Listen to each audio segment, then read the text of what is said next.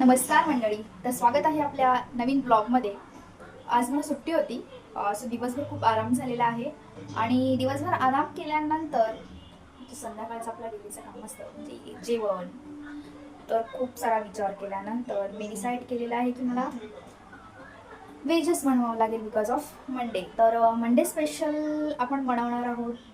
नेहमीच टेन्शन असतं भाजीचं, सुकी भाजी पातळ भाजी काय बनवायची। तर मी असं डिसाईड केलं की मी आज मेथीची भाजी आणि मस्त अशी तिखट डाळ बनवेन आणि ऑलवेज आपल्याकडे असतंच चपाती भाकरी आणि भात। या गोष्टी आहेत बिकॉज ऑफ कसं सॅटर्डे संडे मी यायच्या आत कारण माझ्यासाठी माझं डिनर रेडी करून ठेवतात।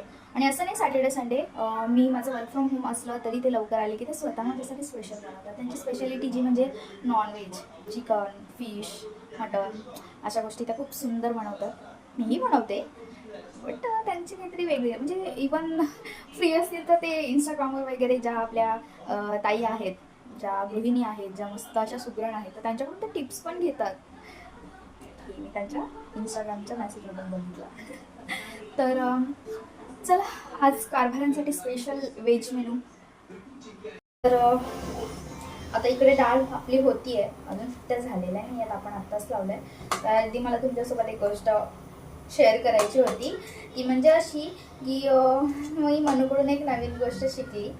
आपल्याला असं वाटतं की आपण अरे आता खूप मोठे झालेलो आहोत, वयाने वाढलं, ऑब्व्हियसली आपल्याला अनुभव आलेले आहेत सगळ्या प्रकारचे। बट खरंच मला तर असं वाटतं आपण दर दिवशी दर वेगवेगळ्या व्यक्तींकडून आपण नवीन काहीतरी शिकत असतो।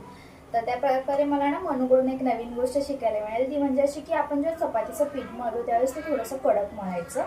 बिकॉज जर चपातीच्या पिठामध्ये जेव्हा तुम्ही पाणी टाकाल तेवढी ती व्यवस्थित शेकली जात नाही। आणि ही गोष्ट मी त्या दिवशी मनूकडून शिकले। मी पण करते असं काही नाही लहानपणापासून, पण मला ही गोष्ट नव्हती माहिती। मी थोडंसं पाणी जास्त हे करायचे, सो त्याच्यामुळे माझी चपाती आहे ना फुगायची वगैरे, बट काही काही दिवशी असं एकदम कच्ची कच्ची राहून जायची। ही गोष्ट मी शिकली आहे। याचं सर्व क्रेडिट जे जातं ते माझ्या मनूला। थँक्यू मनू। तर मस्त आपण असे पटापट गोळे करून घेतलेले आहेत, आपली सुट्टी झालेली आहे।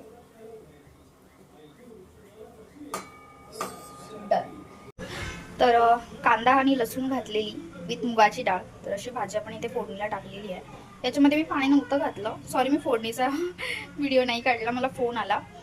तर पाणी नाही घातलं, पण स्टील याला मे बी झाकल्यामुळे पाणी सुटलं, सो मी नाही झाकत याला। तर अशा प्रकारे मला ना अशीच भाजी आवडते, मला ना शेंगदाण्याचं कूट वगैरे टाकून नाही आवडत भाजी अशी।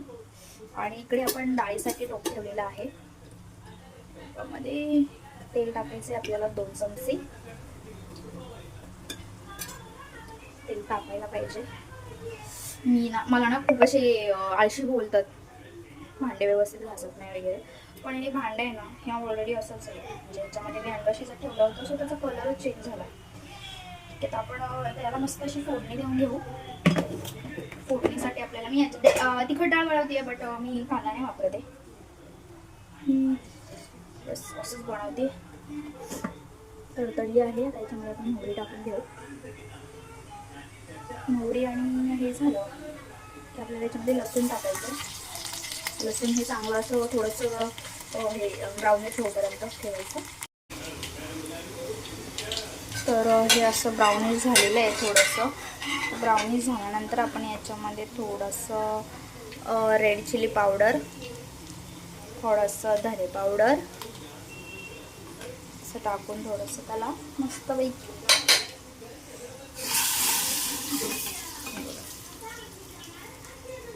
बघू शकता। याच्यामध्ये माझ्या मम्मीने दिलेला आपला कोल्हापुरी मसाला टाकलेला आहे। आम्ही प्रत्येक जेवणामध्ये हाच मसाला, म्हणजे हा घरी बनवला जातो वर्षाचा। तर मस्त त्याला फोडणी अशी द्यायची।